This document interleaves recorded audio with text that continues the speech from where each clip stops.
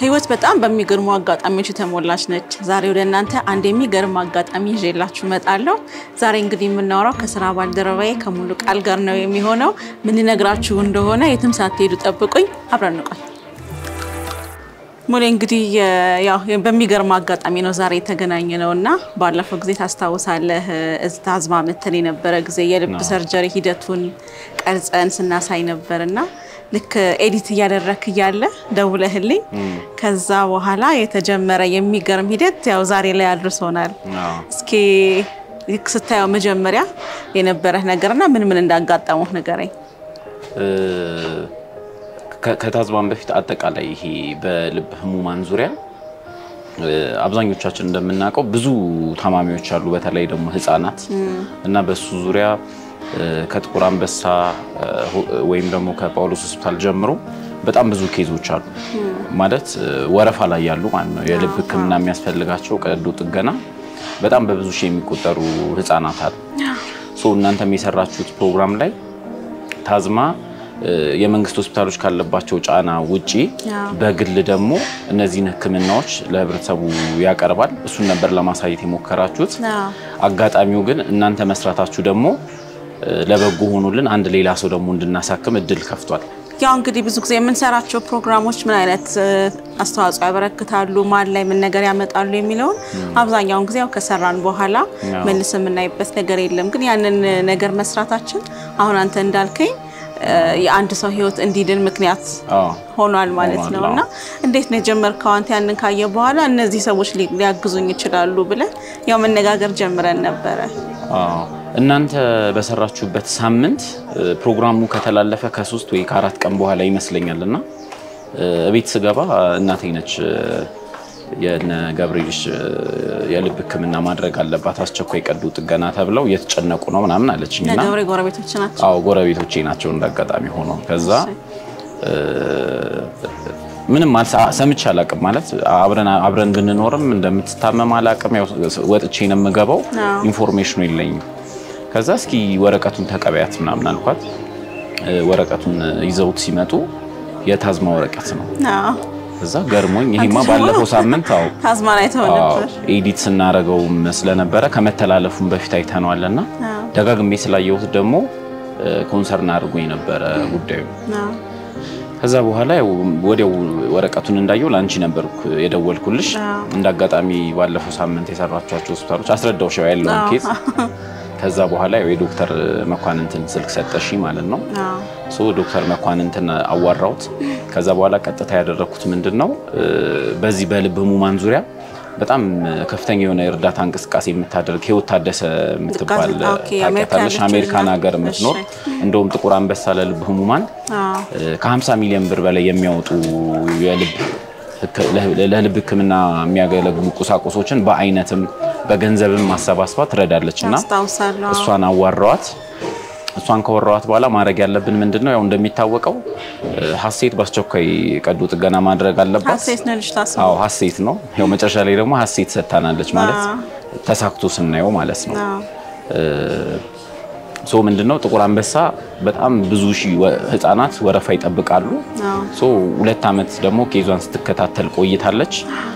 እሷ አሁን ህክምናው ከሚያስፈልግበት ፍጥነት አንፃር የሚደርስ አይደለም። ህይወትን አወራዋት። ህይወት ደግሞ ቤተሰቦቹን አግኝታ ተስፋ ሰጠቻቸው። አይዞን አለው ተባባልን። ህይወትን ከቤተሰቧ ጋር ካገናኘው በኋላ ቀጥታ ያደረግነው ምንድነው ያው የቤተሰብን ፈቃደኝነት መጠየቅ አለብን። ማንኛውም ሰው ምንም አይነት ችግር ሲገባ ቤተሰብ ፈቃደኛ መሆን አለበት። እርዳታ ማሰባሰብ እንችላለን በሶሻል ሚዲያ ማህበራዊ ሚዲያውን ተጠቅመን ፌስቡክም ሊሆን ይችላል ቲክቶክም ሊሆን ይችላል ማንኛውም ፕላትፎርም ቤተሰብ ምንም ችግር የለውም ከልጃችን አይበልጥም አሉን። ወዲያውኑ የዛን ቀን እኔና ህይወት ተነጋገርን። ሐሴትን ፎቶ አነሳናት። ፎቶ አንስቻት ለህይወት ላኩላትና ብዙ ጊዜ በዚህ የእርዳታ ስራ ላይ እኔ የሚለኩሱት ሰዎች በጣም አቅም አላቸው ብያምናለሁ። ህይወት ይሄ ጸጋ ከተሰጣት ሰዎች አንዱ ነችና ቅድም እንዳልኩሽ በስራውም ላይም ስለምትታወቅ እምነትም ስላላት እሷ እንድትለጥፈው አደረገን። ከዛ በኋላ እኔም ለጠፍኩት ከዛ በኋላ እንዳጋጣሚ ጌጡ ተመስገን በዚህ አጋጣሚ ማመስገን እንፈልጋቸው የጌጡ ተመስገን ጋላኩለት ጌጡም ለጠፈልን የኔታቲው ሁሌ ነው የሚተባበሩኝ በእንደዚህ አይነት ስራዎች ላይ እነሱ ጋላግንላቸው ሶሻል ሚዲያው ላይ ቫይራል ሆነ ማለት ነው እና ባጭር ጊዜ ማህበራዊ ሚዲያው ላይና እዛም ደግሞ የምንኖርበት ኮምፓውንድ ውስጥ ያሉ ነዋሪዎች የሐሴትም አባት አስተማሪ ነው ትምህርት ቤት ተማሪዎች አስተማሪዎች መዋጮ አድርገው የተወሰነ ገንዘብ ማሰባሰብ ቻለን ግን ገንዘቡን ብናሰባስብም ዞሮ አልሞላለንም ነበር ለሰርጀሪው ብቻ የሚያስፈልገው 650 ሺህ ብር ነበር ከዛ ምን ማድረግ እንዳለብን ደግሞ እሱን ከዶክተር መኳንንት ጋር ወራን አንቺ በፈጠርሽልን እድል ማለት ነው አጠቃላይ ወደ 420 ሺህ ብር አካባቢ መሰብሰብ ችለን ነበር ከማህበራዊ ሚዲያውም ቅድም እንዳልኩሽ እሱ አካባቢ ሰፈር አካባቢ ያለው ሰው ተባብሮ ለቀዶ ጥገናው ብቻ የነበረው ይሄ ሌሎች የአልጋ የመድኃኒት ምናምን ወጪዎችን ሳይጨምር 650 ሺህ ብር ነው ዶክተር መኳንንትን አማከርኩት ይሄን ያህል ገንዘብ መሰብሰብ ችለናልና እናንተ ልታግዙን የምትችሉት ነገር ምንድነው አልኩ ከዛ ኦኬ ችግር የለውም ተሰብስበን አውርተን ምን ማድረግ እንዳለብን ነግረሃለሁ አለኝ እነሱም ብዙም አላቆዩንም ባጭር ቀናት ራሱ ዶክተር መኳንንት ደውሉልኝ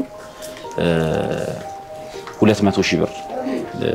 እኛ እንደምንሞላና ሆስፒታሉ ማለት ነው 200 ሺህ ብር ሞልቶ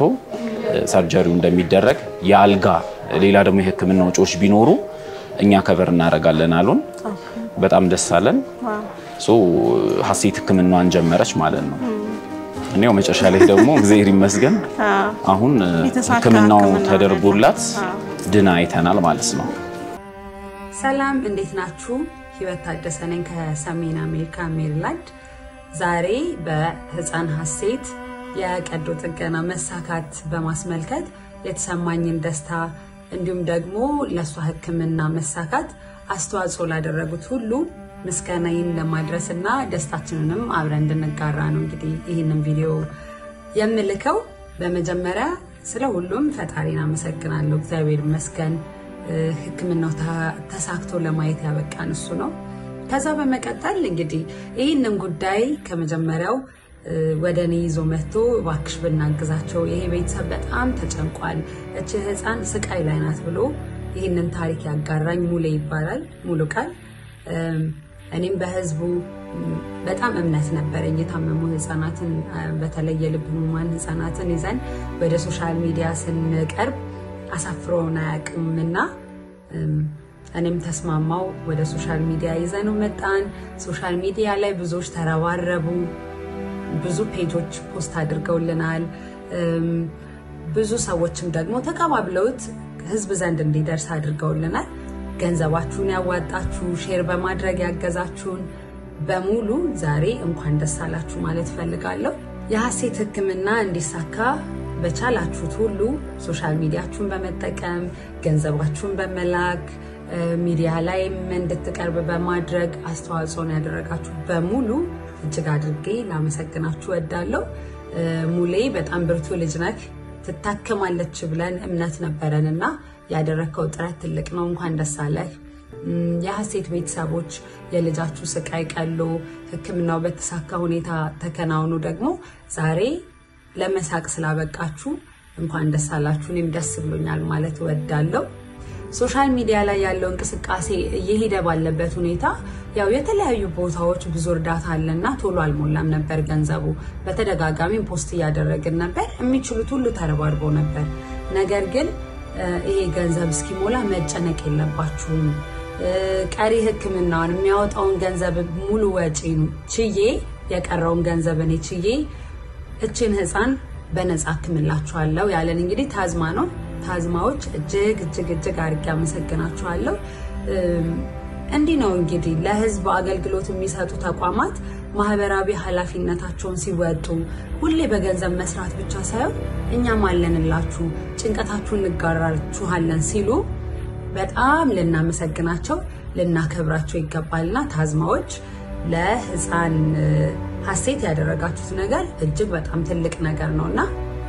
ምስጋናዬ ባላችሁበት ይድረሳችሁ በርካታ የልብ ህሙማን ህፃናት ወረፋ እየጠበቁ ይገኛሉ ስለዚህ በመትችሉት አጋጣሚ ሁሉ ህፃናቱን ከማገዝ ወደ ኋላ እንዳትሉ በአክብሮት ተጠይቃለሁ እንዲሁም ደግሞ ልክ እንደ ታዝማ የተለያየ የህክምና አገልግሎት የሚሰጡ ተቋማት ገንዘብ ከማስከፈልም ባሻገር ማህበረሰቡን እንዲደግሙ በነፃ በማከም ግማሹን እችላለሁ በማለት የህዝቡን የህፃናቱን ህመም እንድትጋሩ ጠይቃለሁ ታዝማዎች እጅግ አድርጌ አመሰግናችኋለሁ በዚህ አጋጣሚ ያው እንዳልከው የታዝማ ሆስፒታል ወደ የቀረው እናንተ 420 ሰበሰባችሁ የቀረውን እነሱ ሸፈኑ ማለት ነው ስለዚህ በዚህ አጋጣሚ የአንዲት ህፃን ልጅ ህይወት በዚህ አይነት ሁኔታ ተረፈ ማለት እንችላለን ሶ ምንድነው አሁን ሀሴት ብትታከምም ደግሞ ልክ በተመሳሳይ ሂደት ውስጥ በጣም በብዙ ሺህ የሚቆጠሩ ህፃናት ወረፋ ላይ ናቸው ነትና ሶ ይሄ በመንግስት አቅም የሚሆንም አልሆነም ያው በጣም ብዙ ሰው ርብርብ ይኖራል ግን አንዳንዴ የእርዳታ ስራዎች ቀጣይነት ከሌላቸው ወይም ደግሞ የሚረዳው ሰው ብዛት በራሱ ማለት ነው ሌላውን ሰው ያዝለዋል ሰው እንደምታውቀው አሁን ደግሞ በኑሮ ዝሏል ከራሱ ጋር እየታገለ ነው ግን እንደዛም ሆነ የሚደንቀኝ ነገር አሁን ሰዎች ይረዳሉ በጣም ደስ ይላል እኔ በጣም ነው የገረመኝ በጣም ባጭር ጊዜ ነው ያገኘው 2 ሳምንት 420 ሺህ በቃ አይሞላም እንደዛ ራሱ ጊዜውና ምንድነው እንደውም አሁን ብዙ ጊዜ ማህበራዊ ሚዲያው ላይ ስለ እርዳታ ስናወራ የተለያዩ ፖለቲካዊ ጉዳዮች አሉ አጀንዳ አይጠፋምና የአጀንዳው ብዛት ይሄ ትኩረት አድርገሽ አንድ ሰው ላይ ወይም ደግሞ የእርዳታ ስራዎች ላይ እንዳትሰሪ የሚያደርግበት አጋጣሚ አለ ወይ በፖለቲካዊ ጉዳዮች እንደመዳለን ወይ የግለሰብ ወይም ተራ ጉዳዮች ማህበራዊ ሚዲያውን ይቆጣጣሩትና ፍሪኩዌንትሊ ያንን ነገር ሎቢ ያረክሽ ገንዘቡ በፍጥነት እንዲሰበሰብ ለምን ማህበራዊ ሚዲያ ላይ የሚለጠፉ የእርዳታ ስራዎች የበለጠ ሰው ባጋራቸው ቁጥር ብዙ ሰው ያያቸዋል ብዙ ካያቸው ደግሞ ከሚያዩ ሰው ቁጥር ብዛት ነው ልቡ የሚነካ ሶ ገንዘብ የሚሰጠው ሰው ብቻ ሳይሆን ማህበራዊ ሚዲያው ላይ ሼር በማድረግ አሁን እነዚህን በሺ የሚቆጠሩ ህፃናት ሁሉም ሰው ሲካፈላቸው ይቀላሉ ለምሳሌ አንድ ሰው ተከታትሎ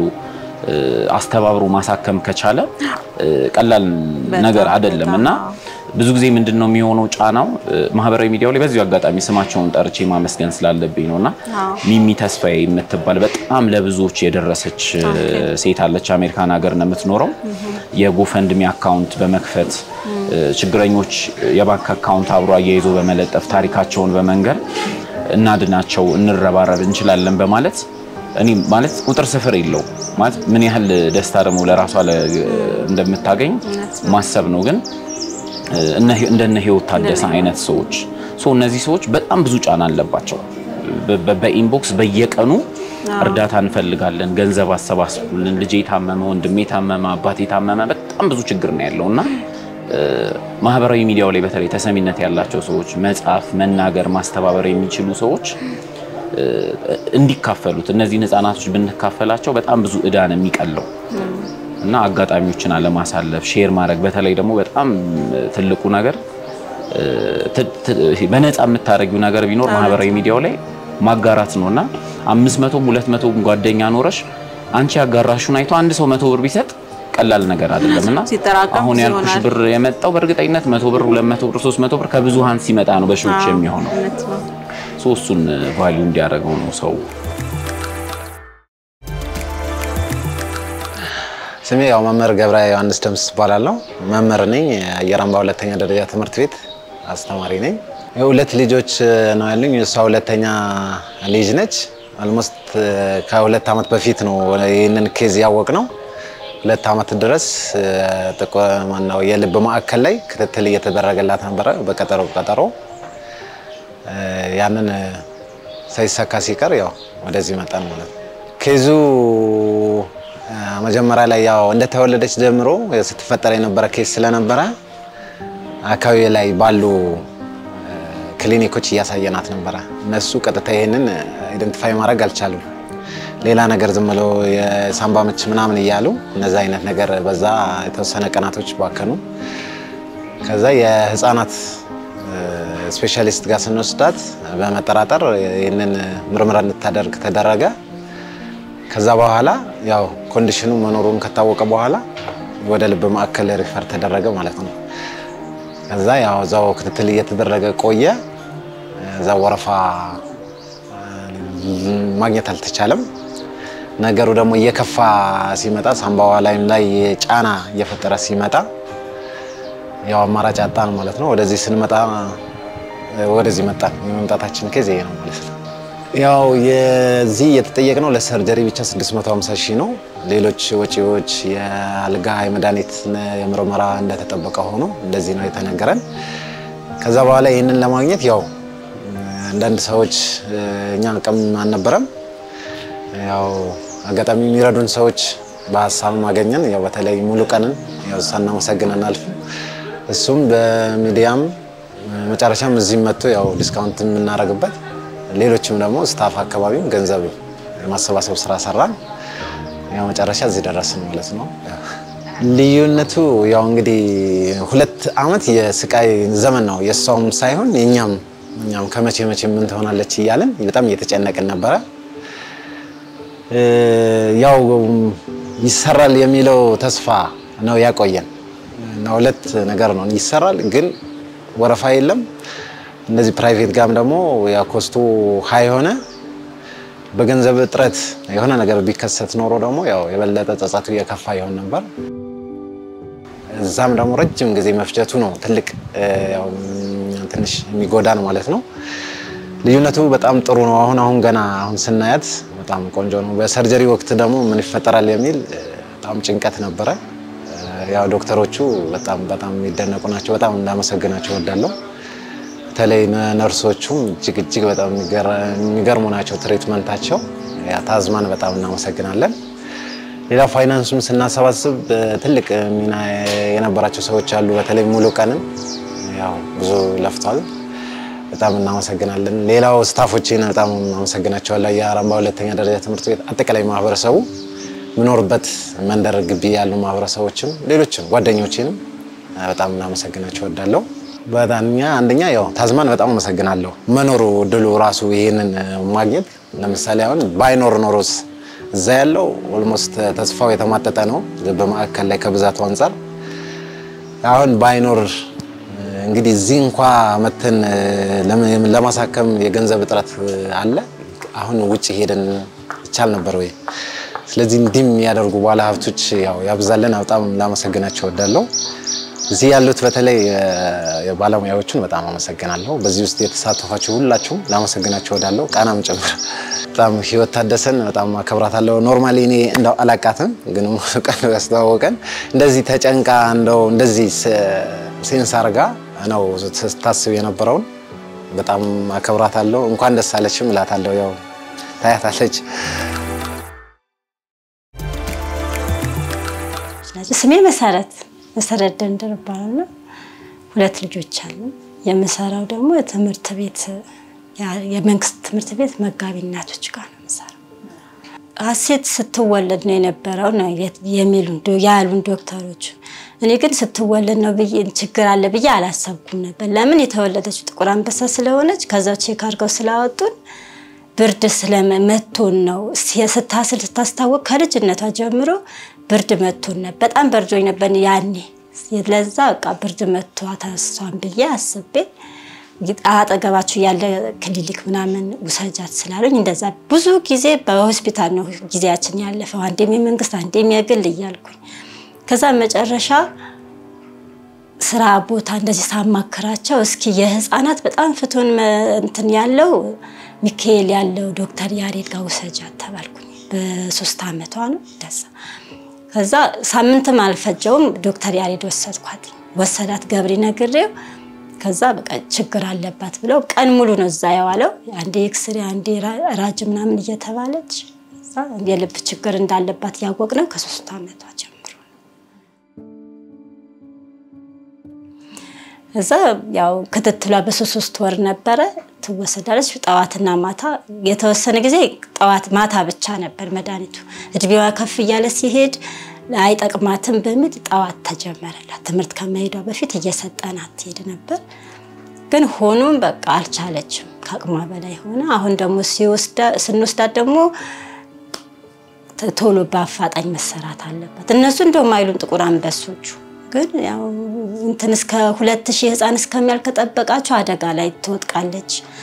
አሉኝ ሲል እስኪ ብሎ ወደዚህ መጣ ታዝማ እስኪ የግልና አነጋግር ምናምን እዚህ በሚመጣ ሰዓት ብዙ ብር ያስፈልጋል ምናምን ሲባል ተስፋ ቆረጥኩ። በቃ አቅም አልነበረንም ግራ ተጋብተን ነበር። ይሄን ያህል ነው የተጠየቁት ብሬና ሊያስፈልጋቸዋል ተባልን ሲል በቃ ምን አረጋው ነገር ግራ ገባኝ። እኔ እንደውም እንጃ እንደዚህ ተሆን ይሆናልም አላልኩ ግን እኔ ሙሌን ሳማክረ ምን አላት ምናምን በቃ ተስፋ ሰጠኝ። በጣም ተስፋዬ በጨለመ ሰዓት በቃ ይሄ እኮ አንድ ሳምንት ማይፈጅም ወር ማይፈጅም ይገኛል አይዞሽ ምናምን ከዛ ከናንተ ማገናኘን ከእግዚአብሔር ጋር ያው ለዚህ በቃ እውነት እኔ በእግሯ ቆማ ትሄዳለች እንብያ አንድ ቀን ማላሰብኩ።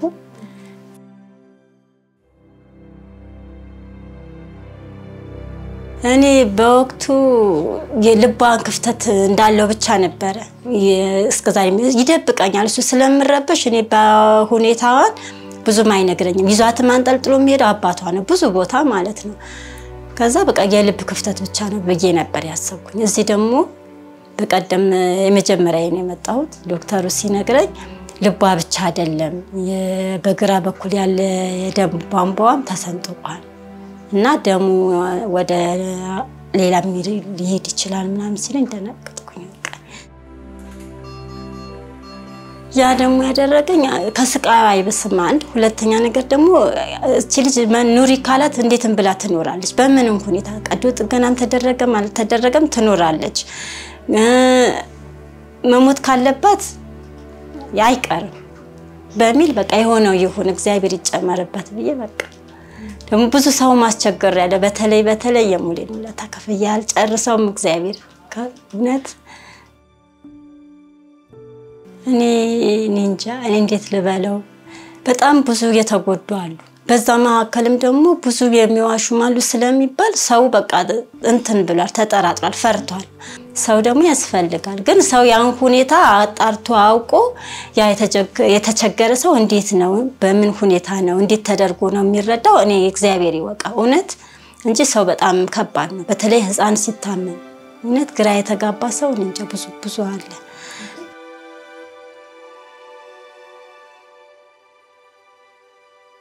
እኔ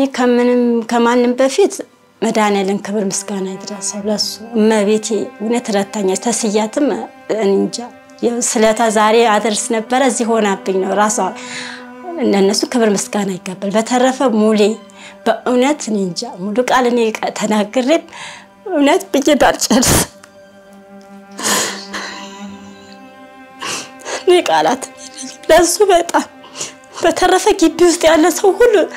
እኔ እንጃ ልጅናት በሚል በጣም ተባብረውኝ ግቢ ውስጥ ያለ ሰው በሙሉ ማለት ነው።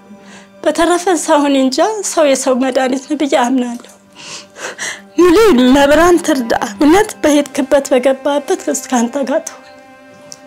እኔ ጨርስ አመሰግናለሁ። እውነት ሁላችሁም አመሰግናለሁ እናንተንም አንቺንም የዛን ቀን ሙሌ ሲያወራኝ እግሩ ላይ አድርጎ ምናምን ሲያሳየሽ ነበር። እኔ ከዛን ቀን ጀምሮ ተስፋዬ ለምልሟል ስለ እውነት ነው የምልሽ። አይዞሽ በሳምንት እንደሚሆን ነገር ምናምን አንዳንድ ቤተሰብ መጥቶ ባትድን ምናምን ብለው እንደውም ተስፋዬ ባስ እንዲጨልም አድርገውብኝ የዛን ቀን ያሄዱት ማለት ነው። በጥፎ ስሜት ላይ በሆንኩበት ሰዓት እሱ መጥቶ ሙሌ ማለት ነው በቃ እስኪ ወረቀቱን አምጪ አይዞሽ በሳምንት በወር ምናምን እንትን አይዞሽ ምናምን በቃ መብራንን ከዛን ቀን ጀምሮ አላለቀስኩ። ወጣ ገባ ባለቤቴ አገኘኸው ሙሌ ምን አለ ደወልክለት? አው ደውዬለት እንደዚህ አውርቶኛል። ከዛ ጭራሽ ተጨቀጭቀው ማሰርቸት ይሆናል በቃ ከዚህ በኋላ አቆም ያለኝ እሱ ማለት ነው። ከዛ በቃ እሱን መብራን ከእግዚአብሔር በታች በቃ ሙሌን ተማምኜ ተሳካልኝ። እግዚአብሔር የተመሰገነ ይሁን እንጂ ሁለታችን መድኃኒዓለም ይመልስ እውነት ምን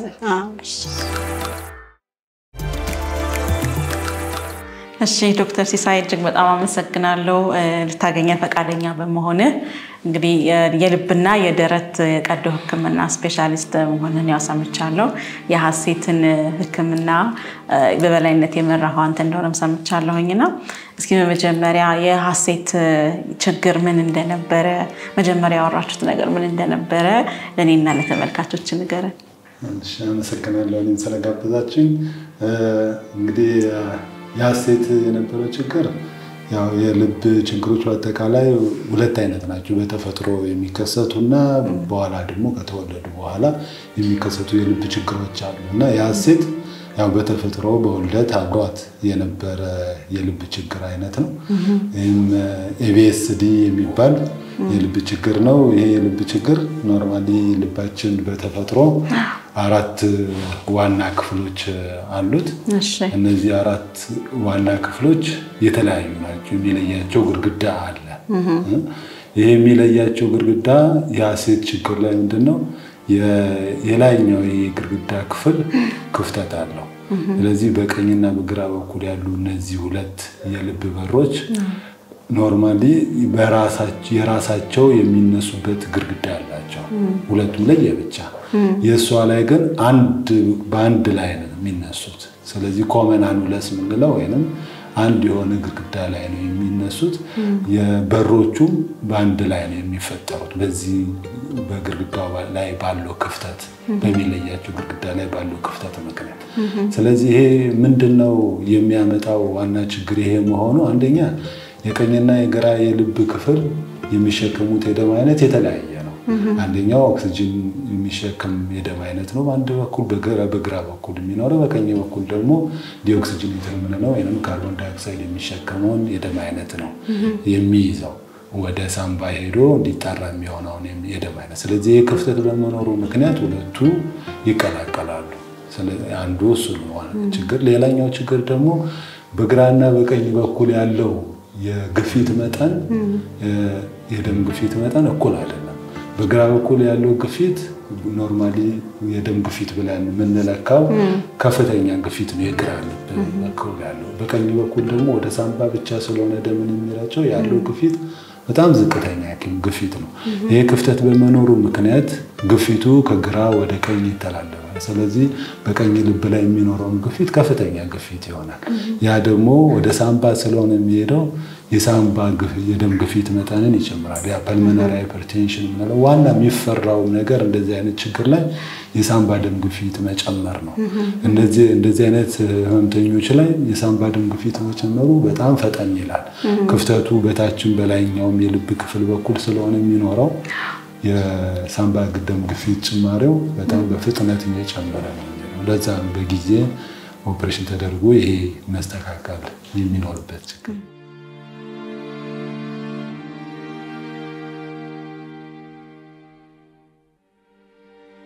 እንደሰማሁት ከሆነ የሰራችሁት ይሄ የልብ ህክምና ትንሽ ኮምፕሊኬትድ ነው የሚባል ነገር ሰምቼ ነበርና ምንድነው ኮምፕሊኬት ያደረገው እናንተስ ምን ሰርታችሁ በተሳካ ሁኔታ የምትፈልጉት ውጤት ላይ ደረሳችሁ ወይ እንግዲህ ያው እንደዚህ ቀደም እንደተናገረው ይሄ ኮምፕሌክስ ከሚባሉት የተፈጥሮ የልብ ችግሮች ውስብስብ ከሚባሉ የተፈጥሮ የልብ ችግሮች አንዱ ነው ABSD የምንለው ወይንም atrioventricular septal defect የሚባለው በእንግሊዘኛው ወይንም ይሄ የቬንትሪክል የሚባሉት የታችኞች ናቸው የትሬን የሚባለው ደግሞ የላይኛው የልብ ክፍል ይሄ ክፍተት የላይኛው ክፍል ላይ ብቻ ሳይሆን ሁለቱም ጋር ነው የሚካለለው ለዛ ነው የልብ በሮቹን በአንድ ግድግዳ ላይ የሚነሱ ናቸው በዛ ምክንያት የልብ በሮቹም ደካማ ናቸው ወደ ኋላ የመመለስ ባህሪ ያላቸው ኖርማሊ በሩ የሚፈቅደው ደም ወደ አንድ በኩል እንዲያልፍ ብቻ ነው በዚህ የተፈጥሮ ችግር ምክንያት ግን ወደ ኋላ የመመለስ ችግር ይኖራል በይበልጥ ደግሞ የግራ በኩሉ እንደዛ በሚሆንበት ሰዓት ያንን በር ማስተካከል ስራ ይፈልጋል ሁለተኛ ደግሞ ይሄ ክፍተቱን መዝጋትና ሁለቱን የልብ ክፍሎች የግራና የቀኙን መለየት ይፈልጋል ይሄንን ለማስተካከል እንግዲህ ዋና ትልቅ ሁኔታ የሚሆነው ይሄን መለየቱ ብቻ ሳይሆን የልቡን ወደዋ በሩ የወደዋ ላይ የሚመለስ ሁኔታ በተሳካ ሁኔታ እንዳያፈስ ተደርጎ መስተካከል ይኖርበታል ሌላ ምንድነው በኮኦፕሬሽን በኋላ እነዚህ ህመምተኞች ብዙ ጊዜ የድንገት የሆነ የሳምባ ግፊት መጨመር ሊያጋጥማቸው ይችላልና ያ ደግሞ ለሞት ሊዳረጋቸው ይችላል ስለዚህ በጣም ጥብቅ የሆነ ጥንቃቄ ከኦፕሬሽን በኋላ በይበልጥ ባሉት ከ24 እስከ 48 ሰዓታት ባሉ ወቅት ውስጥ ጥብቅ የሆነ ክትትል ይፈልጋሉ ያ ነው በጣም ውስብስብ የሚያደርገውና ለሪስኩንም የኦፕሬሽኑንም አደጋ ከፍ የሚያደርገው የሳምባ ግፊት መጨመሩ ነው እንግዲህ ዶክተር ሲሳይ በጣም ነው ማመሰግነው ካለ በጣም የተጣበበ ጊዜ ላይ አሁንም ያው ህመምተኛ እየጠበቀ ነው ለመሰራትና ፈቃደኛ ሆነ የሐሴት ጉዳይ ምን እንደነበረ ስራ አስረዳህና እናመሰግናለን። እንግዲህ ደግሞ ሐሴት አድጋ ለአገር ለወገን የምትጠቀም ልጅ ስትሆን እናያታለን ብዬ ተስፋ አድርጋለሁ። በጣም እግዚአብሔር ያክብርልኝ። አመሰግናለሁ። በዛሬው የህይወቴ ፕሮግራም እንግዲህ የሙሉ ቃልን ተሞክሮ ወደ እናንተ በማንሳት አንድ ሰው የአንድ ሰው ህይወት ለማዳን ከተነሳሳ ምን ያህል ሂደት በመሄድና እውነትም ደግሞ ሊሳካለት እንደሚችል ያያችሁ ይመስለኛል። እንግዲህ ሁላችንም በተለያየ አጋጣሚዎች ሌሎች ሰዎች ሲቸገሩ እንድንረዳ ሼር እንድናረግ ወደኛ የሚመጡ በጣም ብዙ መልእክቶች አሉ። ነገሮችን ለበጎ በመውሰድ እኛ ለምን መሳሪያ እንደሆነን ስለማናቅ